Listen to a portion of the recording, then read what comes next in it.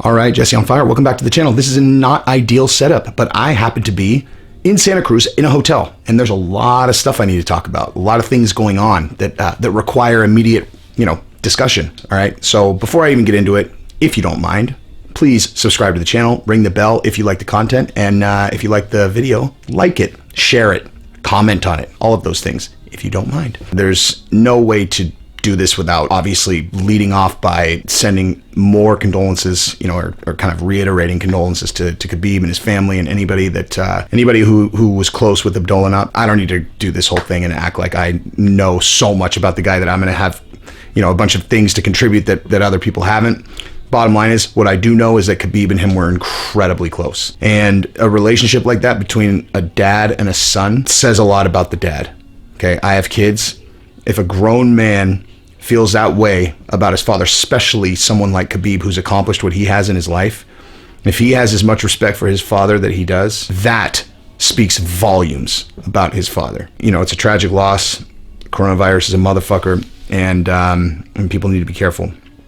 So with that, I think, we're going to talk about this, Gilbert Burns dropping out of 251, Masvidal potentially stepping in, talk about Brendan Schaub catching coronavirus as well, UFC testing, and then I want to talk about this article that I just read in MMA Junkie that spoke on all of these things.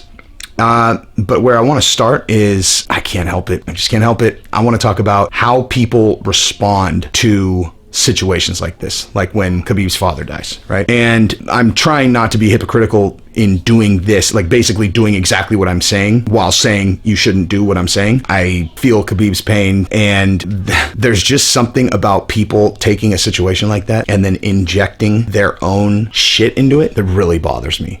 Really bothers me. I saw one guy who I really like, who I'm not going to say their name, but they said something about their own life in in their condolences, and but the one that aggravated me the most was Ariel Harwani's.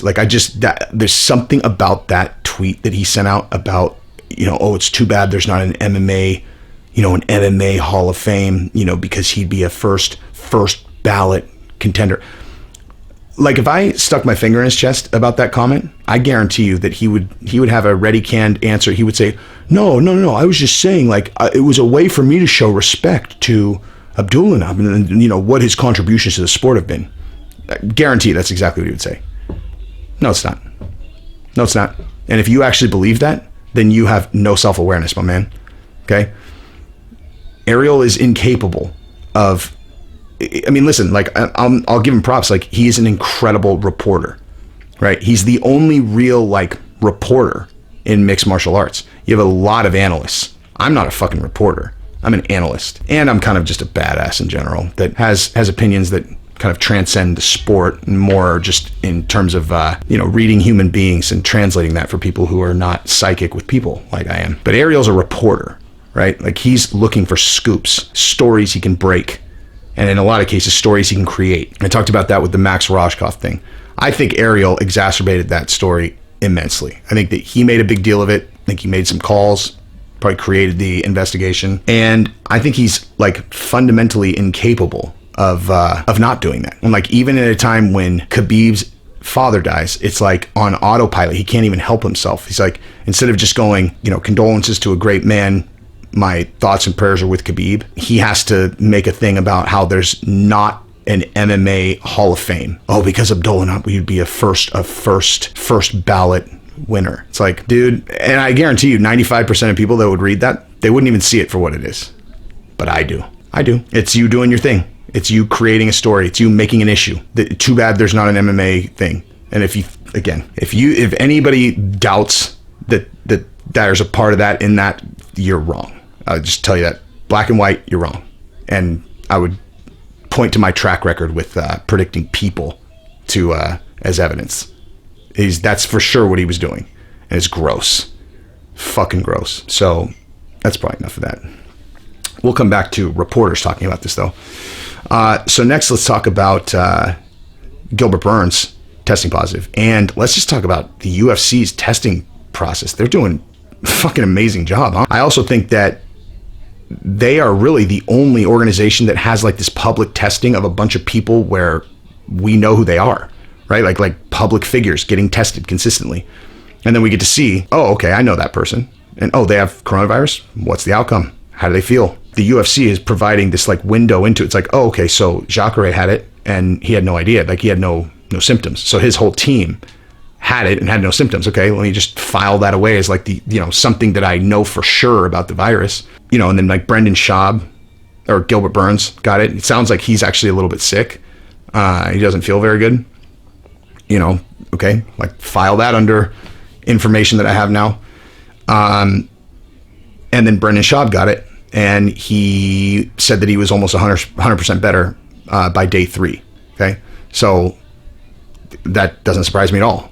People who are super healthy, then especially like former athletes or athletes, like there's this thing's not a threat to them or me or any of us, right? And Brendan Schaub was letting everyone know that, which I appreciate and I respect, because everyone wants to know. Like, don't you want to know? Anyone who gets coronavirus, don't you want to know exactly what's going on with them as it happens? Because everyone wants to assess their own risk and the risk to their people around them. So like, it's important that we know that stuff.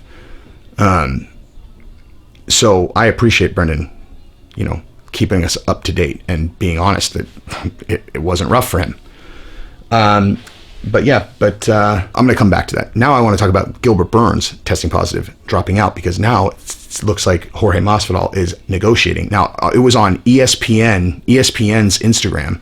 They showed a picture of Jorge on the phone, and it said negotiating. Okay, so ESPN MMA posted that.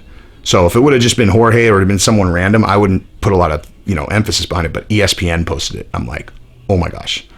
And apparently Usman said something about it too, like that he's thinking about fighting the Pig, which I only assume Pig could be directed at Masvidal because he's being greedy. He's being a pig. I mean, that doesn't sound like much of an insult to me in the fight game.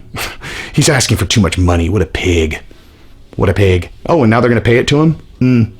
What a pig. It's like, yeah, well, if he beats you, he's really going to pig out. He's going to get a lot of dough if he beats you. So can you imagine, first of all, if Masvidal ends up stepping in, I am going to lose my shit. I'm going to be so excited. Like, the idea of a fight like that, where I was like a Masvidal title fight, and then you find out that it's going to happen, and it's happening in like 6 days. I can't think of a time that something like that would have ever happened. Actually, someone that I like am that emotionally tied to their career, and it just like pops up out of nowhere. It's like, oh yeah, hey, by the way, Masvidal's going to fight for the title like on Saturday. You're like, come again? Jackpot. And if he's willing to take it on short notice, I'm sure he's been training. I mean, that was his whole thing, was that, when he was down in the jungle, he changed his habits, changed his life. Now, that changes things for Usman, too, a lot. Because where I was starting to lean towards Usman could win this thing because he was training with Trevor Whitman, and he's game planning for Gilbert, right? Well, if Masvidal steps in, I mean, listen, like, you can, Trevor can dive in and do a bunch of overnighters watching all the tape on Masvidal. I mean, you're not going to have much time to game plan. And I'm going to be honest with you, I don't think there's going to be much for him to game plan on. Like, not much, because Masvidal fought so differently against Till, against Askren, obviously, is pretty much a nothing. But Nate Diaz and Darren Till, he didn't fight the same at all, as a matter of fact. He barely, like, if you watch those two fights, he fought completely differently. So, yeah.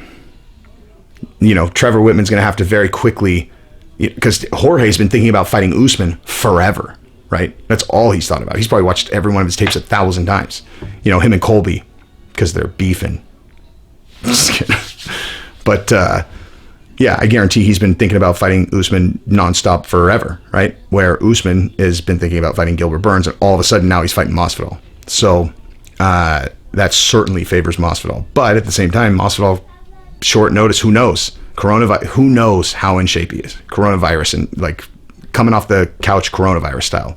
Or maybe he's been at American Top Team this entire time training with Colby, who left American Top Team but doesn't have a new camp yet. Yeah, because Colby's gone. Colby doesn't train in the American Top Team anymore. I'm sure. I don't think he does. I believe it.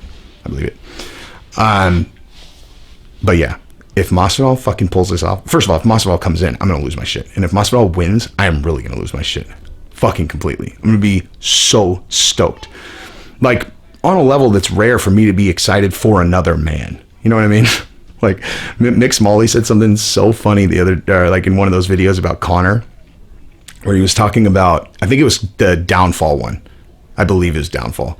And it was about, his fans that would support him through anything. And he was talking about the fans who had a tattoo of Conor on their arm. And he's like, once you get a tattoo of another man's face on your arm, I mean, you're pretty much married to that guy. I can't remember the exact line. It's so fucking funny, man, about getting a tattoo of another man. Like, yeah, I mean, I would never do that except for fucking, except for Bill the Butcher.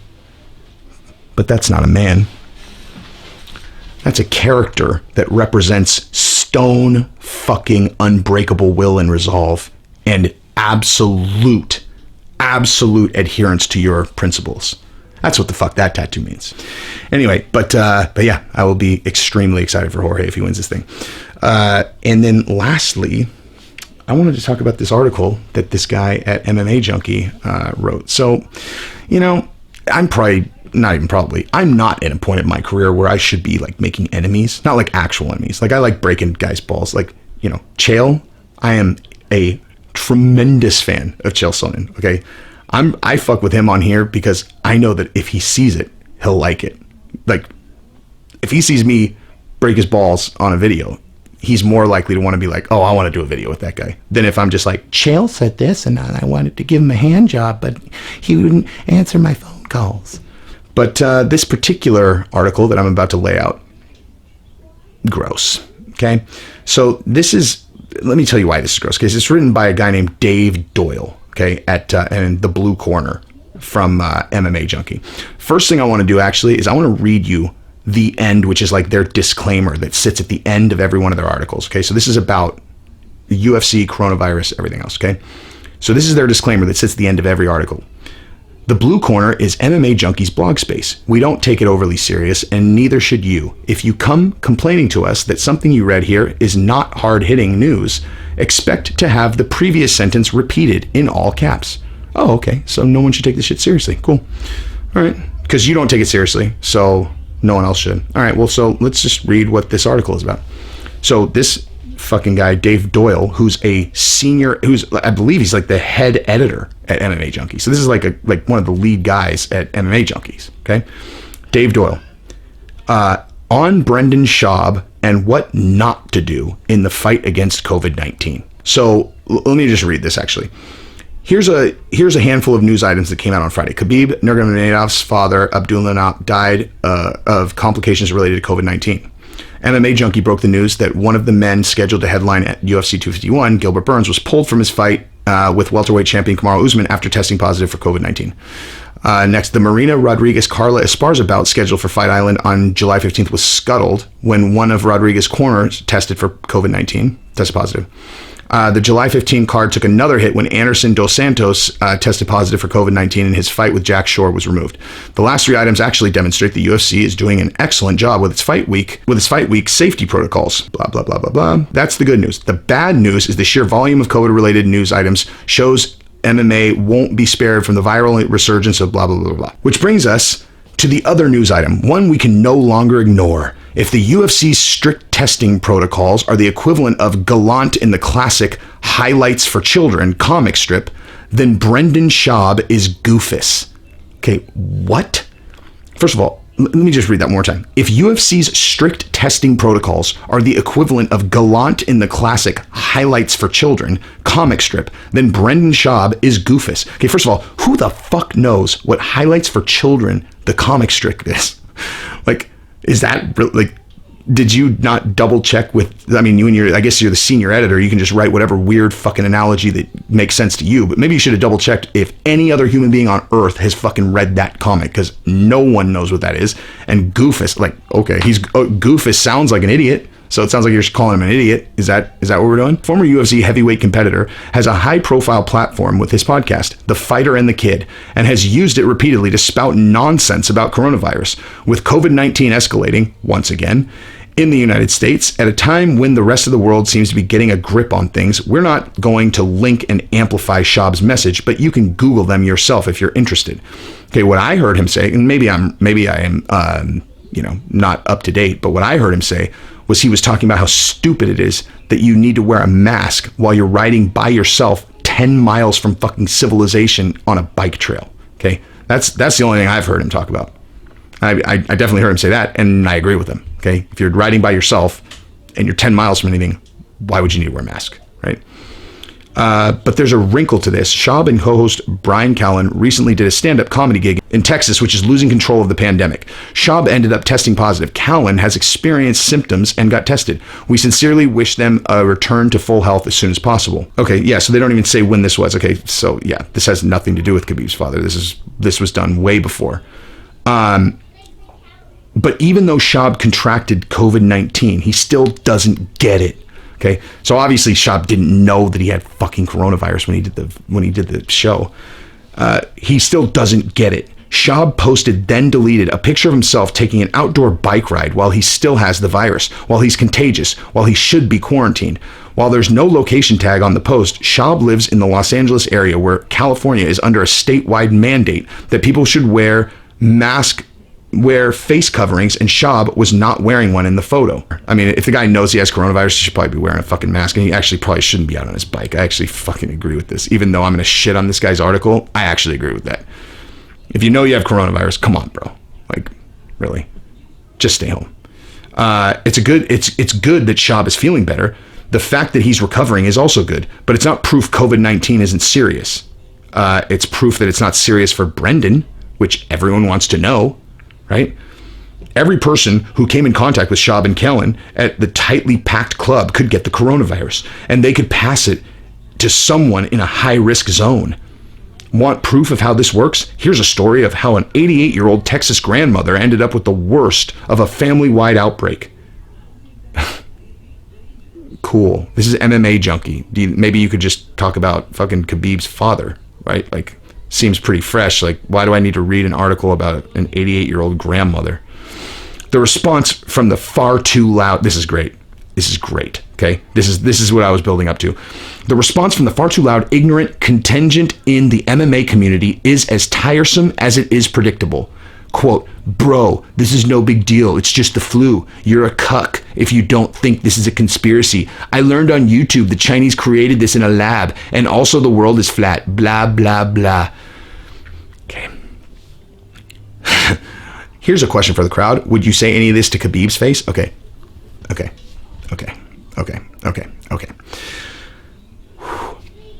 Let me read that one more time because it's so fucking stupid.